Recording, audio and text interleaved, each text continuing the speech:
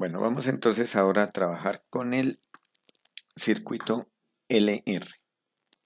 Entonces nos dice que para un circuito en serie que solo contiene, voy aquí con este dibujo, que solo contiene un resistor y un inductor, entonces que la voy a llamar R y L. Entonces nos dice que la segunda ley de Kirchhoff establece que la suma de la caída de voltaje a través del inductor, entonces, la caída de voltaje a través del inductor, si nosotros llamamos la función I de t a la corriente, entonces la caída de voltaje sería L por derivada de E respecto al tiempo. ¿Mm? Entonces, ¿qué nos dice esa ley? La suma de esa caída de voltaje a través del inductor más la caída de voltaje a través del resistor, que en este caso la caída del voltaje a través del resistor es proporcional de la forma a la corriente, es decir, I de t por R. Entonces nos dice que es igual al voltaje aplicado. En este caso el voltaje aplicado sería esta función E. Entonces podemos deducir la siguiente ecuación diferencial. Entonces tenemos que L por di de t más I por R o R por I es igual al voltaje aplicado. Entonces, en este caso el voltaje aplicado lo podemos tomar constante o podemos tomarlo como una función, por ejemplo, de tipo periódica, senoidal. Bueno, ya depende el problema que vaya a resolver, ¿no? Entonces, en este caso, L es la inductancia, L es la resistencia y la variable que es la que queremos estimar es la corriente.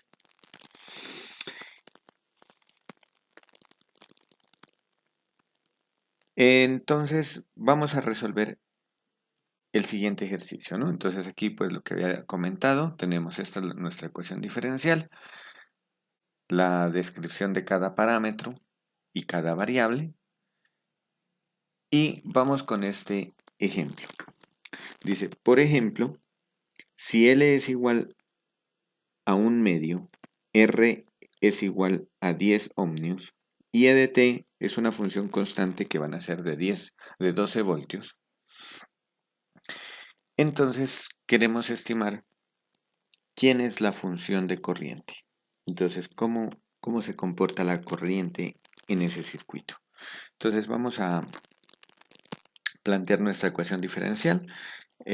No tenemos que hacer ninguna conversión de unidades. Entonces, por lo tanto, L sería 1 medio, R sería 10 y E sería 12. Y entonces nos queda la siguiente. Entonces, si L vale 1 medio, R vale 10 y E vale 12, entonces la ecuación diferencial nos queda L por di de t más 10 por I es igual a voltaje aplicado.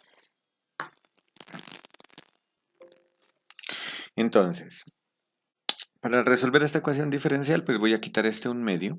Entonces multiplicaría por 2 toda la ecuación diferencial. La voy a transformar como I', esta. Entonces me quedaría 20 multiplicado por I igual a 24, ¿no? Entonces, esta ecuación diferencial vamos a encontrar su factor integrante. Entonces, el factor integrante es mu, que sería exponencial de la integral de p. ¿Quién sería p? Lo que acompaña ahí. En este caso sería 20 y lo integramos respecto a t. Por lo tanto, me quedaría e a la 20t. Este es el factor integrante. Si yo multiplico esta ecuación diferencial por el factor integrante, sabemos que la derivada respecto a t del factor integrante, que en nuestro caso es e a la 20t, multiplicado por la variable, que en nuestro caso es i de t, eso nos va a dar igual al 24 por el factor integrante. Integramos en ambos lados respecto a la variable t y resolvemos. Entonces en el lado izquierdo nos queda el factor integrante por i de t y en el lado derecho la integral de esto sería 24 por la misma exponencial y sobre la derivada interna que es 20 más la constante k. Aquí entonces si nosotros despejamos i de t, entonces nos queda, vamos a simplificar, entre 4 nos queda 6, entre 4 nos queda 5 y entonces nos queda 6 quintos de e a la 20t. Este exponencial pasaría acá como e a la menos 20t y nos quedaría más k por el mismo factor integrante cambiado de signo en el exponente. Muy bien, entonces tenemos aquí que se nos simplifica esto y entonces tenemos la solución general. I de t es igual a 6 quintos más k por e a la menos 20t.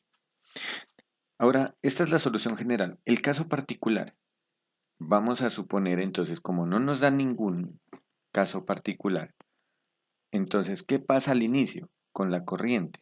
Entonces, vamos a suponer pues que al inicio, como no nos dan ningún dato, entonces tenemos que no hay corriente en el circuito. Entonces, si no hay corriente en el circuito, entonces con esta condición vamos a calcular el valor de K.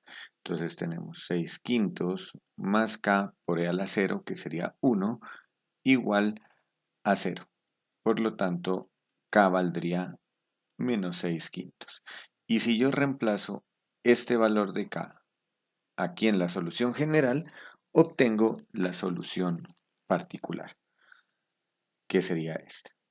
6 quintos menos 6 quintos de E a la menos 20t. Y esa sería entonces la función de corriente en el circuito. Muy bien. Vamos ahora con el circuito RC. Entonces, aquí lo que vamos a tener en cuenta es como variable de estado Q, que es la carga del capacitor, y entonces nos dice que la caída de voltaje a través de un capacitor de capacitancia C es Q de T sobre C. Y entonces tenemos esta ecuación diferencial, que por lo anterior, del anterior circuito se desprende también esta. Entonces tenemos R por I más I sobre C por Q es igual al voltaje aplicado. Ahora, en este caso tenemos que I es la corriente, Q es, es la carga. Y pues nosotros conocemos que la corriente es igual a la derivada de Q respecto a T. Entonces, si nosotros reemplazamos ese I por dQ de T, entonces tenemos esta ecuación diferencial. R por dQ de T más 1 sobre C por Q sería igual a E de T. Entonces vamos a resolver el siguiente ejemplo. Si consideramos una resistencia de 5 ohmios con un capacitor, una capacitancia de 0.5 microfaradios y aplicamos un voltaje constante de 12 voltios y tenemos la condición inicial que de T de 0 es igual a 0, entonces queremos encontrar quién es la función que determina la carga en cualquier tiempo t de ese circuito. Entonces,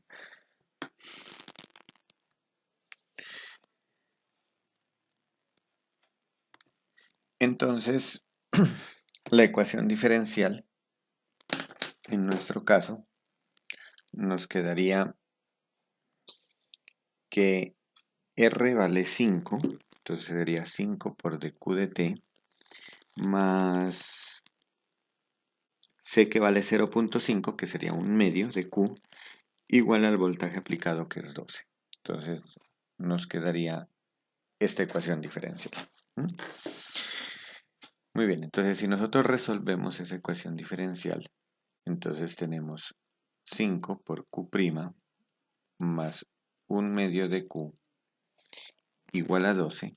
Entonces voy a dividir todo entre 5 y entonces me quedaría la ecuación Q' más un décimo de Q igual a 12 quintos, cuyo factor integrante para esta ecuación diferencial sería e a la integral de un décimo de t, es decir, exponencial de un décimo de t.